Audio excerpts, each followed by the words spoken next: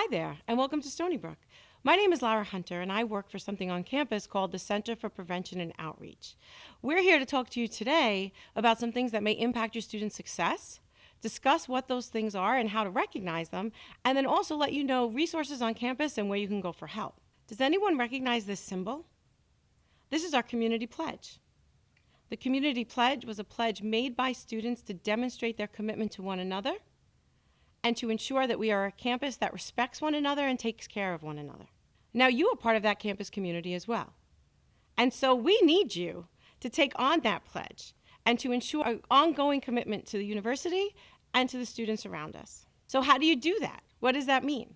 Well, we're going to talk about 3 issues that impact college students. And so what you can do to help yourself and to help your peers if they should struggle with some of the issues that we're going to talk about today. Those issues include depression and suicide, alcohol and other drug use, and sexual violence. What we know is that if we feel connected and cared about, we feel better. We know when people feel connected, they feel part of their community, they do better, they achieve academic success, and they actually feel physically and emotionally healthier.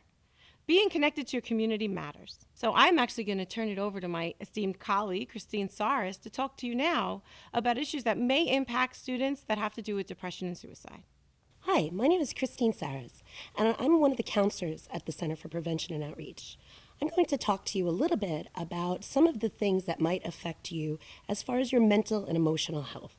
When we talk about mental and emotional health, we're talking about things that affect the way you think, the way you feel, and the way you behave. And we're really concerned with things that start to get in the way of doing the things that you want or need to do, perhaps like spending time with your friends, socializing, getting involved in campus life, or even going to classes. One of the big things we're concerned with is depression and suicide. Depression and suicide are things that unfortunately do have a big impact on the lives of college students. When we're talking about depression, it's important to recognize that it's very common. About 30% of college students nationwide report experiencing a level of depression at some point that gets in the way of either their social, their academic, or their personal functioning. So we want you to know that it's a real issue, that is very common, but that it's very treatable. So how can we recognize that perhaps somebody is struggling with their mental health or even perhaps dealing with depression? What we look for is change. The idea of a change from when somebody is happy, excited, engaged, just a part of life and a part of the community, to a time when maybe they're not, when maybe they're isolating, they're keeping to themselves, maybe losing interest in things that used to be enjoyable or satisfying. And we see people often using substances as a way to cope with those feelings.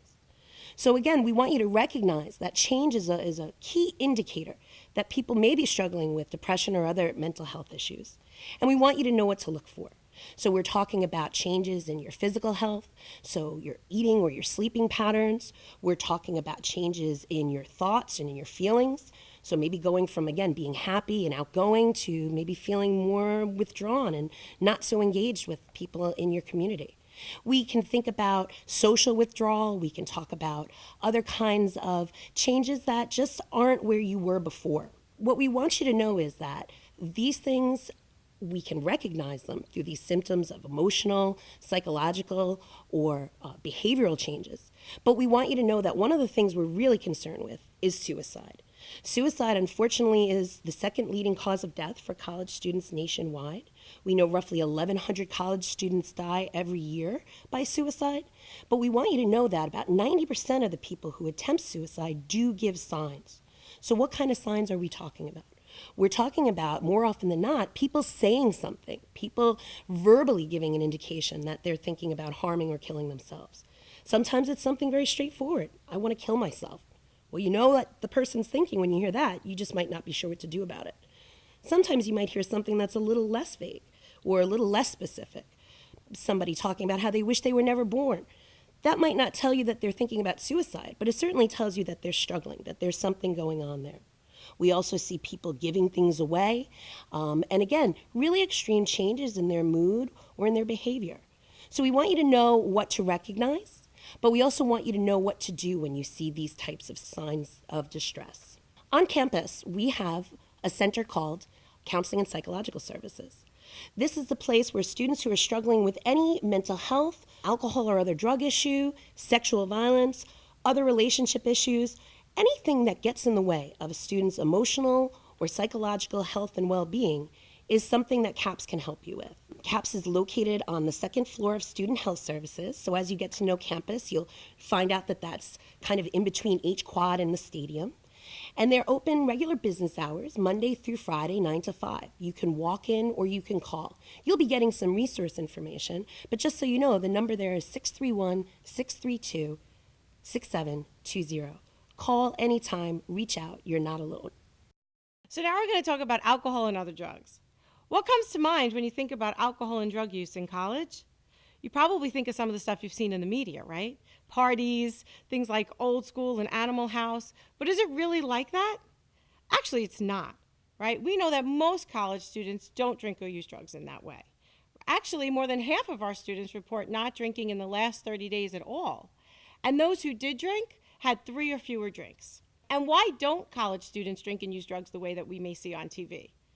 Because if they did, they'd probably fail out of school. There's a direct correlation between the amount of drinks somebody has and their GPA. So what do you think happens? The more drinks you have in a sitting, the less your GPA will be. So there's a real direct impact on drug use and alcohol use and your GPA.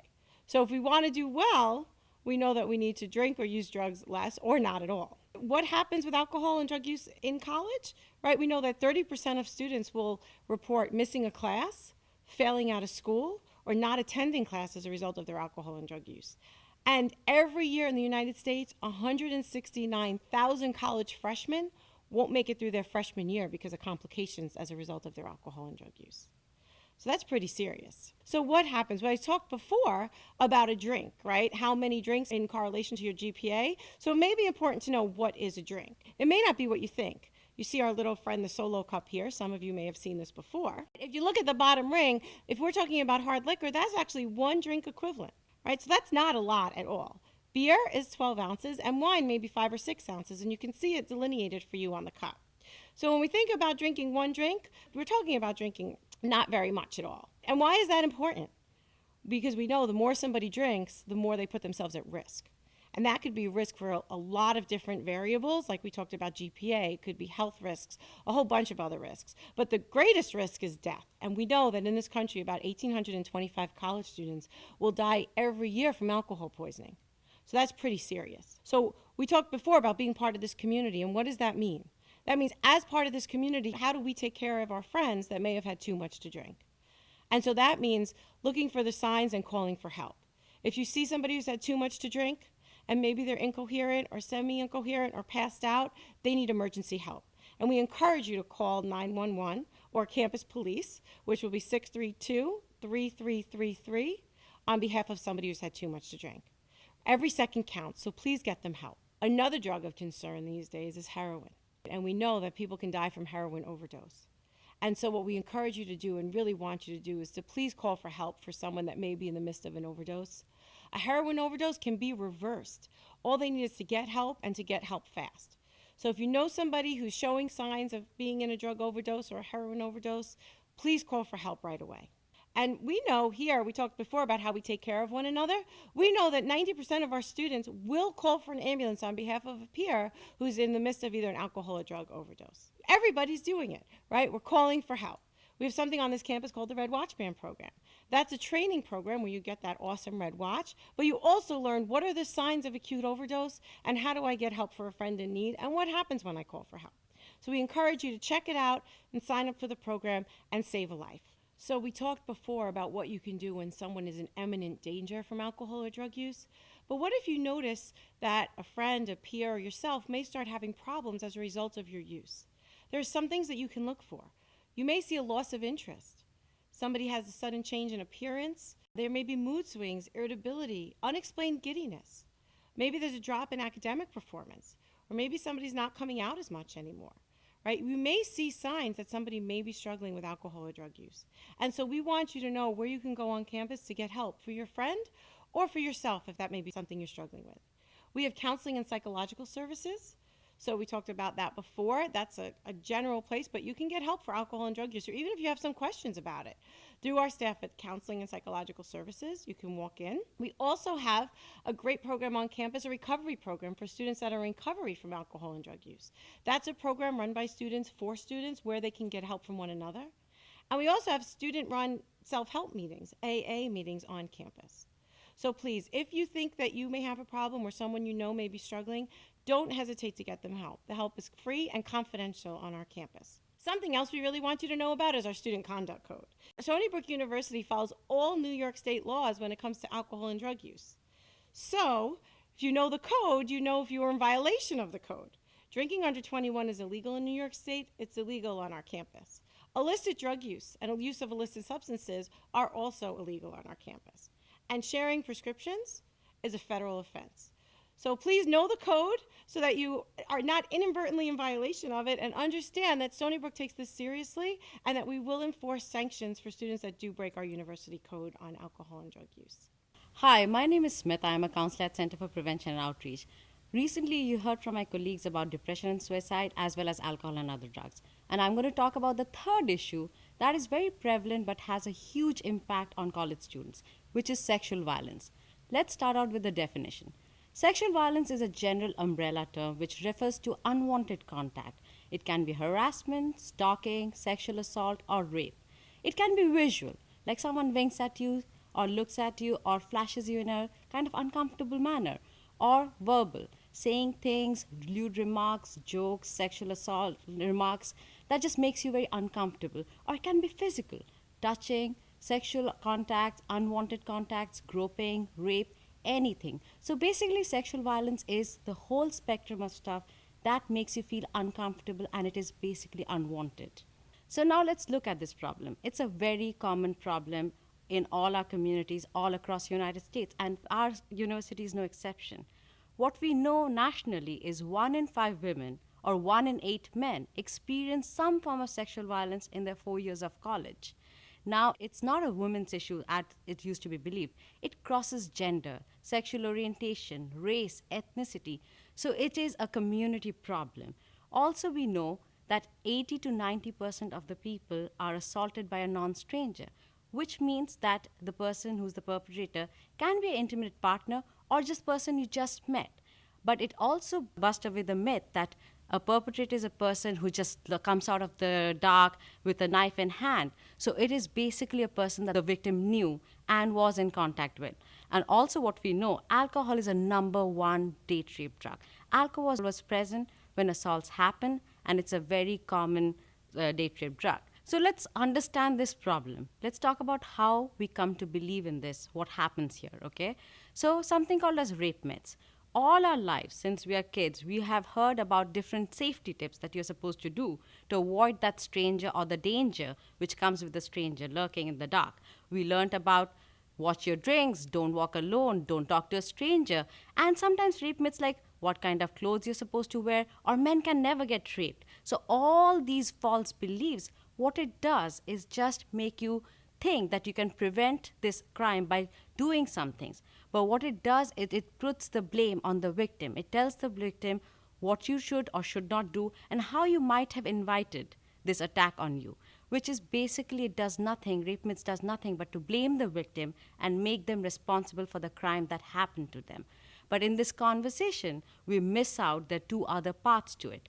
One, the perpetrator, and the second is the bystanders who are present when this crime happens.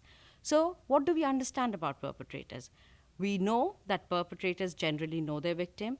They get comfortable with their victim. They groom their victim. And it's not really about sex. It's about power and control. It's about humiliating the victim. Most perpetrators are serial perpetrators, which means that very small number of people keep on doing this again and again and again. And they use rape myths to make the victim believe that what happened to them was somehow their fault. Somehow they drank too much, somehow they talked to the wrong person, somehow they went to the party. So perpetrators really rely on the community's belief in the rape myths to kind of get away with this problem and hold the victim accountable for it. Another part of this problem, which can be a big part of the solution, is bystanders. Who are bystanders? All of us.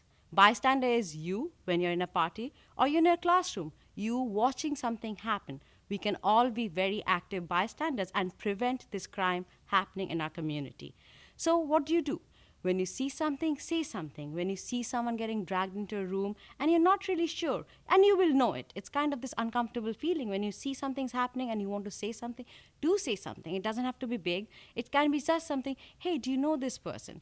Another piece a bystander can do is believe the victim. If the crime has happened and if your friend is coming to you or a peer comes to you and says that this happened to me, believe them, because that is a huge way that goes in their recovery, because most of the bystanders are not savvy enough and tend to question the victim and tend to ask, what were you doing, what were you wearing? But as a savvy sea wolf, believe the victim, and that will go a long way in helping the person recover. Stony Brook is really serious about sexual assault. We have a number of resources for our victims, and we make sure that our sea wolves are protected in our community. Also, Stony Brook is under a federal guideline called Title IX, which ensures that you get an education free of violence or harassment. And Stony Brook has a strong commitment to provide you that environment. And we have a number of resources that allows you to do so. And let me talk to you about some of the resources that you can use in case you're a victim or if a peer or a friend comes to you and tells them that something happened to him. Number one, counseling and psychological services. You have heard about it from my colleagues, and I'm here to tell you again. That's the place you can go and talk to a counselor completely confidentially and understand what your options are, what you want to do. And nobody's going to report what happened to you to anyone if you don't want that. So go to the counseling and psychological services and just to understand your options and get the first help that you need. You can also go and get medical services. That's really, really critical to take care of your health after an assault. So you can go to the student health services if the assault happened a couple of weeks back or a couple of days back and you're not sure where you wanted to go, and the women's clinic will take care of you. But there's a really good service that is present in Stony Brook University Hospital that is for all our students. That's called the Sexual Assault Nurse Examiner Service. Now, how do you access that? You can go to the Stony Brook Medical ER and basically ask to go to the same center. Now, if you have watched SBU Law and Order, so you know this is the place where rape kits happen. Now, this is a really important service that is very, very crucial to get immediately after an assault. You can go to a sane service for 96 hours, that is up to 4 days after the assault. Here, you will get to meet a nurse who's completely trained to collect forensic evidence and also provide you medical services right then and there. You will meet a crisis counselor who starts the process of healing. SANE is completely free, so your insurance won't be notified. You will get the best care and it's completely free. Your parents won't know about it, and it's a very caring environment where you start the process of healing. And you don't need to file a police report. That's a really important piece. So you can just get the care. You can get the evidence collected, you don't need to file the police report, and then the evidence is locked away in the hospital for 30 days. Because as we know, a lot of victims of violence do not want to report the crime immediately when it happened. But getting the service, getting the evidence collected immediately, and then you have 30 days to decide whether you want to pursue any legal or judicial action, the evidence is there for you to do so. The other services or other reporting places that you can go for is the University Title IX office, which we just talked about, which ensures that they're going to take your report and make sure you get an environment to pursue education free of harassment or fear of violence. So they're going to investigate and ensure that you get all the services to be successful on campus. You can also go to University Community Standards. Now, University Community Standards is for students who have been experiencing any form of harassment or assault by another student. So University Title IX coordinator will take a student and staff report, whereas University Community Standards will make sure it's a student-to-student report. You can also go and pursue your case with the University Police Department, and they work with our local community police department to ensure that you get the best care and the best justice possible if the crime has happened to you. Thanks for joining us today, everybody. We hope that we've been able to raise your awareness a little bit about some of the issues that could have some impact on your experience here at Stony Brook, as well as the best resources for getting some help there. But the conversation isn't going to end here. Your advisor or your instructor in the classroom will continue this discussion with you a little bit more today. And we also want you to know that there are a lot of opportunities to get involved to make a difference here on campus. That's a big part of what the Center for Prevention and Outreach actually does. We provide training and education to all members of the campus community to help each other and to support each other through these issues. So some of the big programs that we offer that we want to be sure that you know about, we want you to reach out to get involved with, are things like our Red Watch Band program. You heard my colleague speaking earlier about that. That is a toxic drinking bystander intervention program that helps people recognize the sign of a toxic alcohol or substance overdose and tells them where to go and what to do in those circumstances. We also want to remind you about our sexual violence bystander intervention training, which builds on some of the things Smita had mentioned as far as what you can do if you see something that doesn't look right. How can you prevent something by getting involved, by saying something, or by doing something? We also have QPR, Question, Persuade, Refer, Suicide Prevention Gatekeeper training courses, in which you learn to recognize with a little bit more depth the signs that somebody may be struggling with depression or suicide, and you get some practice on how to intervene, how to step up, ask the question, and let somebody know that you're caring and concerned for them. And we also offer a variety of other courses and educational workshops. One of the things we haven't really talked about today, but we want you to know about, is our Safe Space LGBTQ Ally Training Program. This is a way for people to show that they are concerned about inclusivity and diversity on our campus and be there as a support to members of the LGBTQ community. So on behalf of my colleagues Lara and Smita, I want to thank you again for paying attention to us and for listening, and we want you to reach out anytime. Thanks, and have a great first year at Stony Brook.